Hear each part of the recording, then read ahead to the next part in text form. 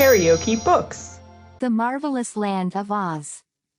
Lyman Frank Baum. Audiobook. Chapter 4. Tip makes an experiment in magic. The boy, small and rather delicate in appearance, seems somewhat embarrassed at being called father by the tall, awkward, pumpkin-headed man.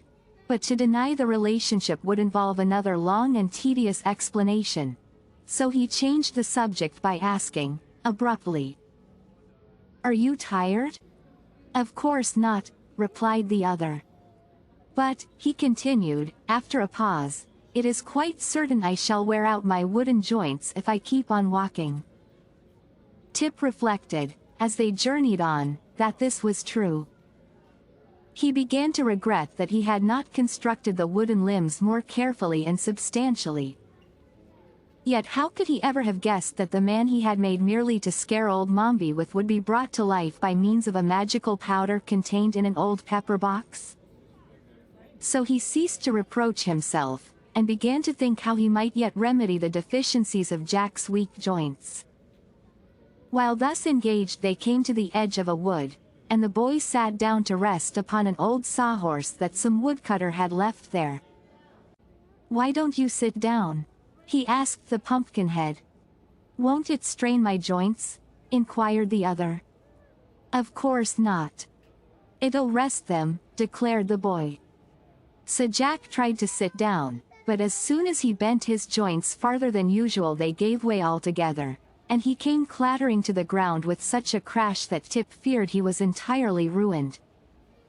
He rushed to the man, lifted him to his feet, straightened his arms and legs, and felt of his head to see if by chance it had become cracked. But Jack seemed to be in pretty good shape, after all, and Tip said to him, "I guess you'd better remain standing, hereafter. It seems the safest way." "Very well, dear father. Just as you say," replied the smiling Jack, who had been in no wise confused by his tumble. Tip sat down again. Presently the Pumpkinhead asked, "What is that thing you are sitting on?" "Oh, this is a horse," replied the boy, carelessly. "What is a horse?" demanded Jack. "A horse? Why, there are two kinds of horses," returned Tip, slightly puzzled how to explain. "One kind of horse is alive, and has 4 legs and a head and a tail.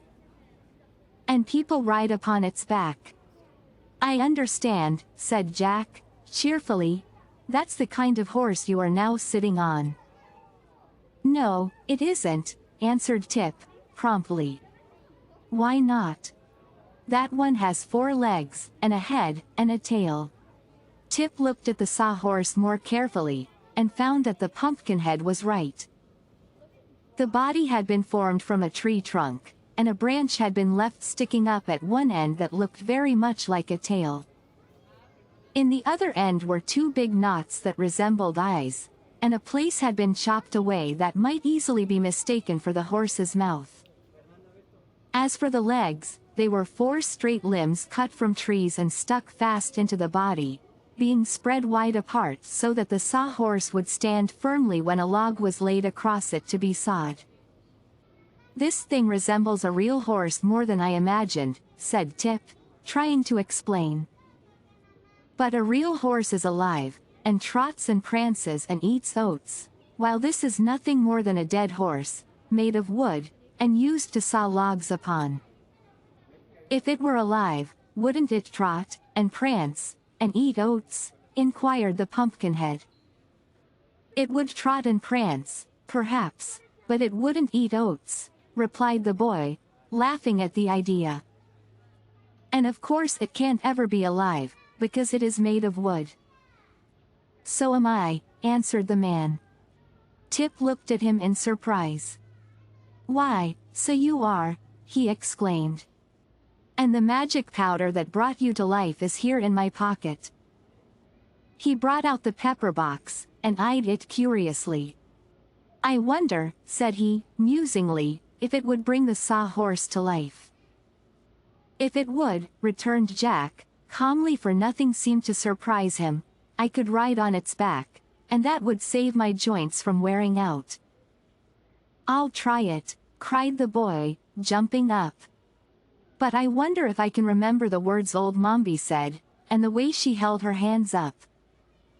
He thought it over for a minute, and as he had watched carefully from the hedge every motion of the old witch, and listened to her words, he believed he could repeat exactly what she had said and done. So he began by sprinkling some of the magic powder of life from the pepper box upon the body of the sawhorse. Then he lifted his left hand, with the little finger pointing upward, and said, "Whoa." "What does that mean, dear father?" asked Jack, curiously. "I don't know," answered Tip. Then he lifted his right hand, with the thumb pointing upward and said, "Tiao." "What's that, dear father?" inquired Jack. "It means you must keep quiet," replied the boy, provoked at being interrupted at so important a moment. "How fast I am learning," remarked the Pumpkinhead, with his eternal smile. Tip now lifted both hands above his head, with all the fingers and thumbs spread out, and cried in a loud voice, "Ho!" Immediately the sawhorse moved, stretched its legs, yawned with its chopped-out mouth, and shook a few grains of the powder off its back. The rest of the powder seemed to have vanished into the body of the horse. "Good," called Jack, while the boy looked on in astonishment. "You are a very clever sorcerer, dear father." If you liked what you heard, please subscribe to the channel.